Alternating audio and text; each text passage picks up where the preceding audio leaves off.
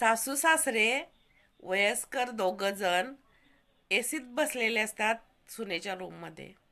तोपर्यंत सून बाहेर गेलेली असते आणि ती येते आणि तिचा राग एकदम अनावर होतो. ती ओरडून बोलते, तुम्ही दोघं माझ्या रूमपर्यंत कसे आलात? माझ्या रूममध्ये पाय ठेवायचं तुमची हिंमत कशी झाली? तुम्ही इथं बसू कसं शकताय? ही रूम सुनेची आहे, तुम्हाला कळायला पाहिजे ना. मग सासू म्हणते, अगं सुनबाई, बाहेर खूप गरमी होती, खूप गरम होत होतं, म्हणून थोडा वेळ आम्ही एसीत येऊन बसलो. बाबांना त्रास होत होता, त्यांची तब्येत हल्ली बरी नसते. तर ते मला काय माहीत नाही, तुम्ही माझ्या रूममध्ये आलाच कसे? तुम्हाला काय मॅनर्स आहेत का नाही? कधीही कुणाच्याही रूममध्ये कुणी जातं का? असं तावातावानं ती त्यांच्याबरोबर वाद घालत असते. एक तर माझ्या रूममध्ये माझ्या परवानगीशिवाय तुम्ही बसलाय आणि वरनं मला सांगताय की थोड्या वेळासाठी बसलो होतो. माझ्या रूममध्ये यायचं धाडसच कसं झालं तुमचं? माझ्या रूममध्ये आलेलं मला अजिबात आवडत नाही.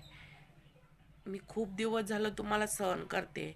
प्रत्येक वेळी मी बोलत नाही याचा अर्थ असा नाही की मला बोलायला लावू नका.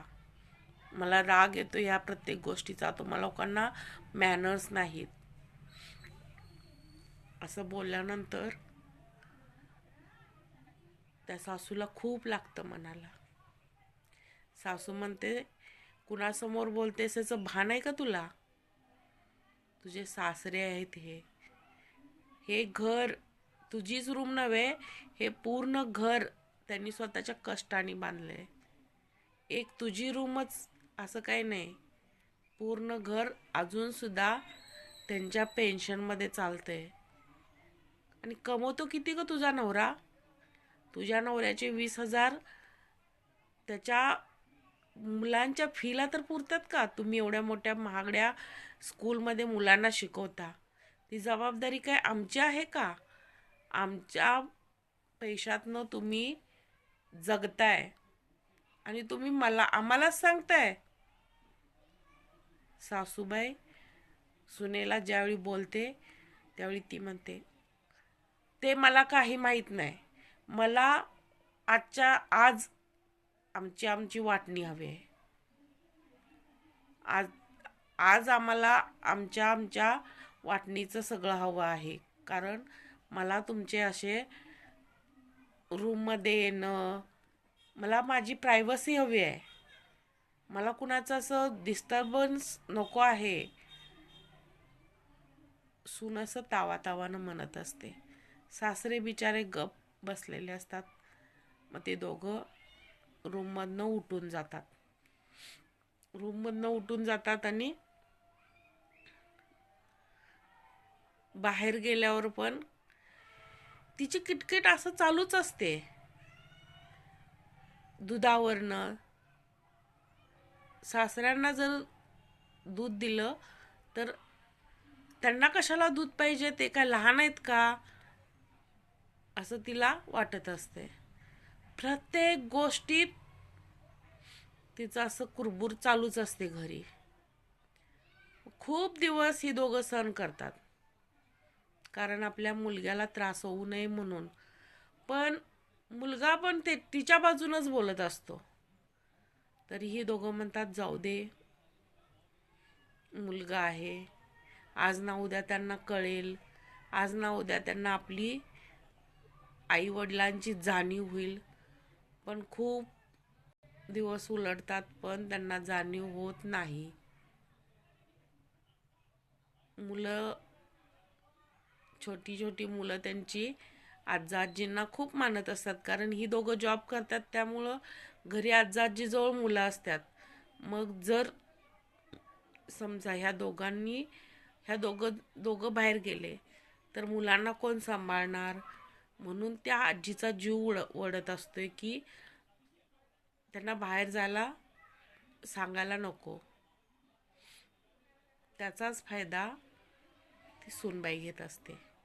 तिला वाटतंय, ह्या दोघांना आमच्याशिवाय आहेच कोण? किती जरी बोललं तरी इथंच राहतात ना, काहीच करू शकत नाहीत, कारण ह्यांना आम्हीच सांभाळतोय, आमच्याच जीवावर आहेत हे. खूप घमेंड असते तिला की माझ्यामुळंच ते आहेत, मी सांभाळतोय म्हणूनच ते आहेत. पण खूप दिवस सहन केल्यानंतर एक दिवस असा येतो की त्या दोघांना सहन होत नाही. मग रोज सासूच सांगत असते, पण त्या दिवशी सासरे स्वतः बोलतात, सुनबाई खूप झालं तुमचं, तुम्हाला जर इथं राहायचं नसेल तर तुम्ही तुमची सोय करू शकता. मग ती म्हणते, का आम्ही का जायचं, तुम्ही जावा बाहेर. सासरे म्हणतात, आम्ही जाणार, आम्ही का जाणार, हे घर मी बांधलं माझ्या रिटायरमेंटच्या पैशातून, आणि तू आम्हाला जायला का सांगतेस बाहेर. त्रास तुला होतोय ना आमचा, आम्ही कधीच म्हटलं नाही की तुमचा आम्हाला त्रास होतोय. तुझी रोज रोज कटकट असते की हे इथं ठेवलं, हे तिथं ठेवलं, हे सामान पण इकडं तिकडं, आमच्या सामानाची पण तुला अडचण होते. लहान मान्य आहे मला, लहानपण आणि म्हातारपण एकसारखं असतं. आम्ही विसरून जातो वस्तू ठेवून, जिथल्या तिथं ठेवावं असं तुझी शिस्त आम्हाला नाही लक्षात राहत. पण तुला जर आमचा कंटाळा येत असेल, तुला जर आमची अडचण झाली असेल, तर तू ह्या घरातून जायचं ना. वाटणी वगैरे काही मिळणार नाही. आणि विसरू नकोस, हे घर अजून माझ्या नावावर आहे. तोपर्यंत मुलगा पण आलेला असतो. मग मुलगा म्हणतो, काय झालं, काय काय चाललंय. तर ती सांगते नवऱ्याला, बघा ना आईबाबांना मी थोडंसं काय म्हणजे वस्तू इकडं तिकडं ठेवू नका म्हटलं तर त्यांना इतका राग आला की घर सोडून जायला सांगतात ते. मुलगा म्हणतो, अहो बाबा कसं काय तुम्ही असं म्हणू शकता, मी एकुलता एक मुलगा आहे तुमचा, आणि ही प्रॉपर्टी सगळी माझीच आहे ना, तुम्ही कुणासाठी ठेवलाय ते, दुसऱ्याला कुणाला देणार आहे का. तर बाबा म्हणतात, हे बघ, ते अजून तुझ्या नावावर नाही केलेलं मी, जे काय ते आहे ना ते सगळं माझ्याच नावावरती आहे. त्यामुळं मी कुठं राहायचं, कुठं वस्तू ठेवायच्या, काय करायचं, ह्या पूर्ण घरावरती अजूनपर्यंत तरी माझाच हक्क आहे. तू आणि तुझी बायको आम्हाला ह्या गोष्टी ज्ञानाच्या शिकवायच्या नाहीत. मी दूध प्यायचं का नाही प्यायचं, दूध पण माझ्याच पैशातनं येतंय. आजपर्यंत रेशन वगैरे घरात सगळं जे काय सामान आहे ते मी माझ्या पेन्शनच्या पैशातून भरतोय. तर तुम्ही दोघांनी मला खाण्यापिण्यावरती, इकडं तिकडं फिरण्यावरती, घरात वस्तूंवरती अजिबात बंधन ठेवायचं नाही. आणि तुम्हाला इतकाच जर आमचा त्रास होत असेल तर वाद नकोत, फक्त तुम्ही या घरातून निघून जा. असं म्हणल्यानंतर त्या दोघांना